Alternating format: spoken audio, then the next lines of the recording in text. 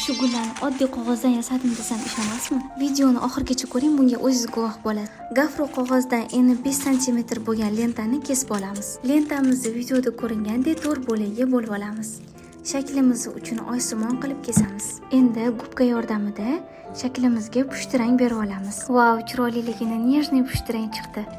Xuddi videoda ko'rsatilgandek qilib shunaqa shakl berib oldim. Bu juda ham oson. Lola yaprog'i ko'rinishiga keldi.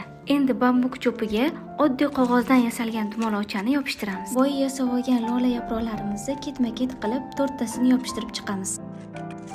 Gafro qog'ozini yashil rangidan uzun qilib kesib, gulimizni tek qismiga o'rab chiqdim.